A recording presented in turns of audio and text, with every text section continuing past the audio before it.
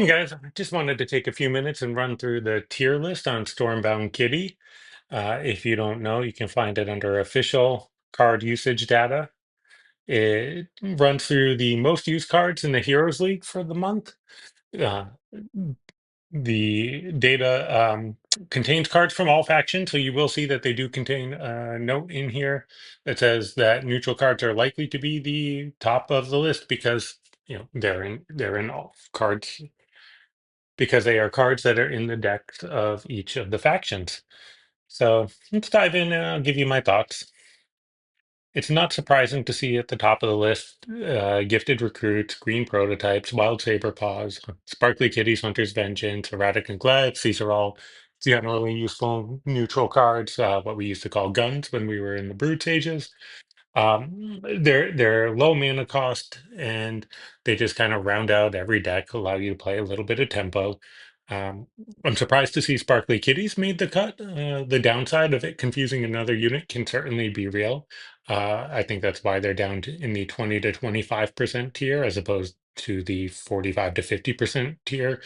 It's something that you do certainly have to take into consideration when you're deck building.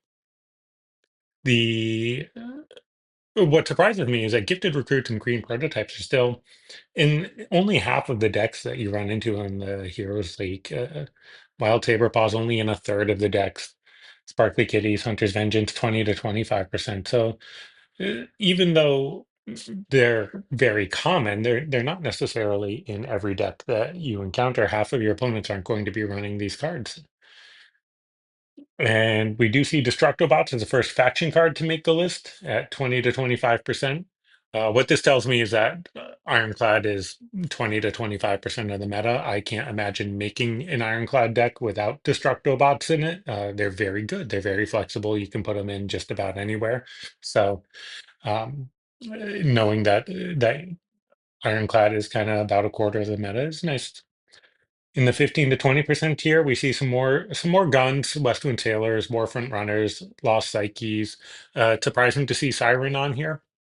Siren is a little bit more expensive for sure, but she's a flexible offensive and defensive tool, a great finisher, but also sometimes your opponent plays big units and you need to clear them, and she does that better than anything else does. I'm surprised that Lost Psyches is not a little bit higher on the list. It was recently buffed this month. It's eight strength for 3 mana. It's huge. It's hard to deal with. The downside is that it moves unpredictably, which can be your advantage if you're trying to anchor your front line. It's hard for your opponent to set something up in front of it.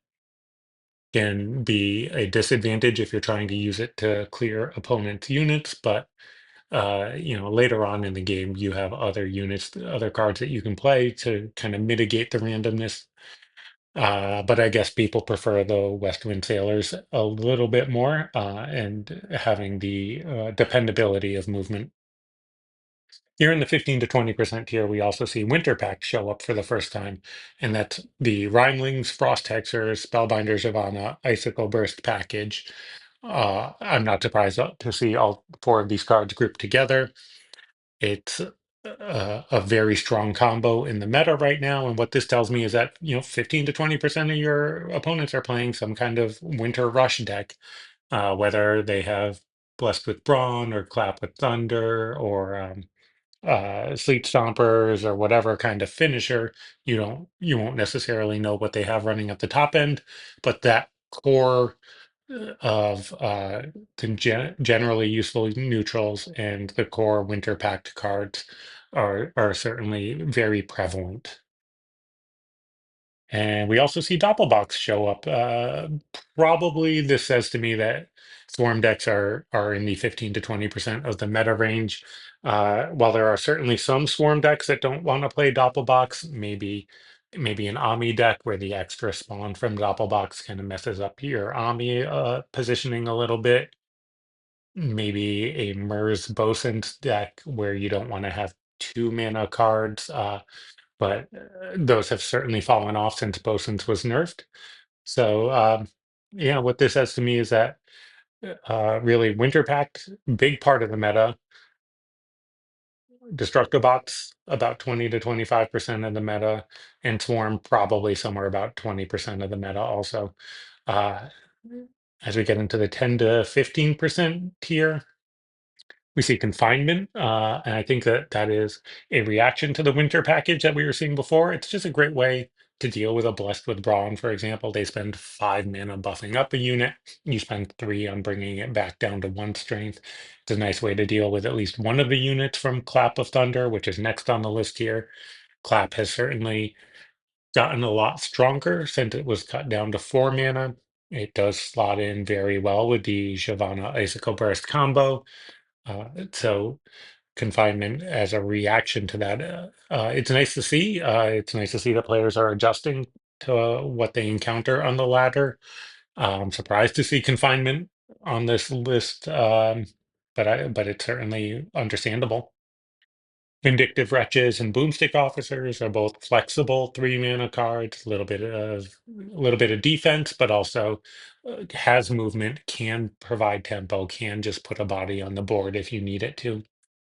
Collector Murs, I think a lot of this is fitting in with the Giovanna decks also, but it's just always been a kind of good hero that you can slot into a lot of decks that are looking to get a quick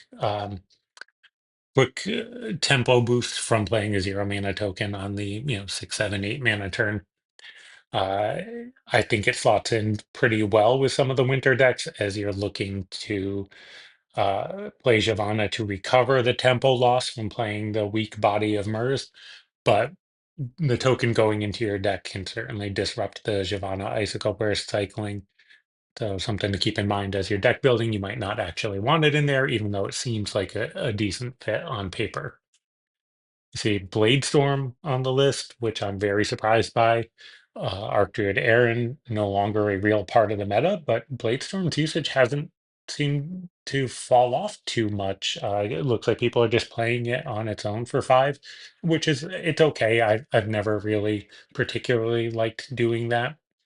It feels like it doesn't have enough impact, but I admit that that is my personal preference. And then Gift of the Wise, Windmaker's Forgotten Souls, all just generally useful winter ironclad swarm cards. Uh, what we do see is, well, what we don't see is Shadowfen on the list. Not a single Shadowfen card. And then that's a shame. Definitely my favorite faction, always has been. But I think it's a response to the aggressive winter decks that are out there. Giovanna and Icicle Burst and Blessed with Brawn. Shadowfen doesn't really have the tools to deal with that too well, which makes it difficult to run if this is a lot of what you're seeing in your opponents. Blessed with Brawn gets out of Curse of Strings range. Anointed Saviors kind of doesn't do anything to Giovanna. Clerics, blood ministers all require you to have front. You do see some toad spam, some Azure Hatcher, Bragda style gameplay, but when you have opponents playing a lot of freezes, playing Azure Hatcher is hard. So that's my quick look on the tier list, my thoughts on the meta right now and what's strong, or at least what's commonly played. And talk to you guys again soon when we get some patch notes.